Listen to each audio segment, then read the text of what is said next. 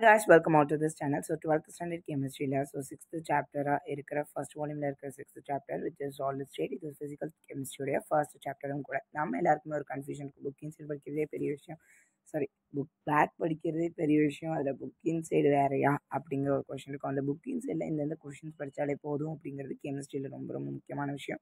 அந்த கொஷின்ஸை படித்தாலே போதும். அதுக்கு மேலே படிக்கிறது நம்மளுடைய இஷ்டம் அண்ட் நம்மளுடைய கெப்பாசிட்டி பொறுத்து நம்ம மாற்றிக்கலாம். And book inside and time கூட இந்த டைமில் இப்போ எக்ஸாமினேஷனுக்கு ஒரு வாரத்துக்கு முன்னாடினா இந்த மாதிரி கொஷின்ஸை புக் பேக் முடிச்சிட்டிங்கன்னா இதெல்லாம் தொடலாம்.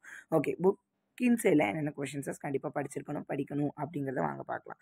ஸோ கோவலன் சாலிட்ஸ் இது எல்லாமே டைப்ஸ் ஆஃப் த சாலிட்ஸில் நம்மளுக்கு இருக்கிற கொஷின் தான். Calculate number of atoms in FCC நான் உங்களுக்கு ஆல்ரெடி சொல்லியிருக்கேன். நம்பர் ஆஃப் ஆட்டம்ஸை கண்டிப்பாக படித்து வச்சுக்கோங்க அப்படின்ட்டு. வாட் ஆர் அயனிக் சாலிட்ஸ் இது உங்களுமே டைப்ஸ் ஆஃப் த சாலிட்டில் இருக்கிறவங்க தான். இது அதே கொஷின். சாரி, நான் வேறு பிரிண்ட் பண்ணியிருக்கேன் அப்படின்னு நினைக்கிறேன். மெட்டாலிக் சாலிட்ஸ் இருக்கா அப்படின்னு பாருங்கள். அப்போது அது மெட்டாலிக் சாலிட் தான். ஸோ தப்பாக பிரிண்ட் பண்ணியிருக்கேன். And this is metallic solid. So types of the solids ஃபுல்லாமே படித்து வச்சுக்கோங்க. ஏன்னா நம்மளுக்கு வந்து பாயிண்ட் எஃபெக்ட் மட்டும் தான் நம்மளுக்கு இந்த வருஷம் கொடுத்துருக்காங்க. அட் லாஸ்ட் அது எல்லாமே கவர் ஆயிடுது. அப்போ இந்த சாலிட்ஸ் மட்டும் தான் நம்மளுக்கு கவர் ஆகலை. அப்போ அது எல்லாத்தையும் நம்ம என்ன பண்ணணும், கவர் பண்ணி வச்சுருக்கணும். மாலிகுலர் சாலிட்ஸ் இவங்க எல்லாமே டைப்ஸ் ஆஃப் த சாலிட்ஸ் எல்லாத்தையுமே கவர் பண்ணிட்டீங்களா? இப்போ நம்பர் ஆஃப் ஆட்டம்ஸை நம்ம வந்து என்ன பண்ணிடணும், கவர் பண்ணிடுறோம். And distinguish between isotropy and anisotropy இது வந்து நான் ஆல்ரெடி சொல்லியிருக்கேன்.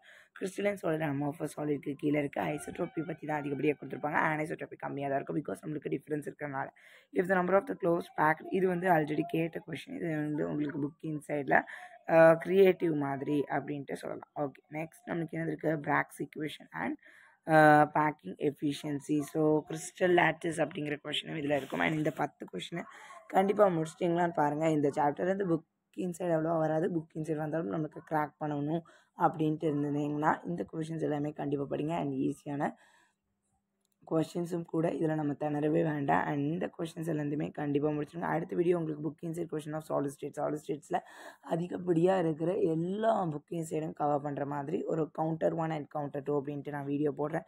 இதுக்கு முன்னாடி நம்ம 2 questions of book pack plus book inside அப்படிங்கிற வீடியோவும் நான் போட்டிருக்கேன். அதை பார்க்கலன்னா கண்டிப்பாக பாருங்கள். கண்டிப்பாக நீங்கள் குழம்பாதீங்க. வெறும் 10 கொஷின்ஸ் தான். இந்த கொஷின்ஸ் கவர் பண்ணுங்கள். அண்ட் உங்களுக்கு எக்ஸாமினேஷன்ஸ் போகும்போது மோஸ்ட்லி இந்த சாப்டர்லேருந்து வராது. அப்படி வந்துச்சுனாலும் இந்த கொஷின்ஸ்லேருந்து வரதுக்கான அதிகப்படியான வாய்ப்புகள் இருக்குது. அண்ட் உங்களுக்கு இது யூஸ்ஃபுல்லாக இருக்கும் அப்படின்னு நினைக்கிறேன். அண்ட் தேங்க்யூ ஃபார் வாட்சிங்.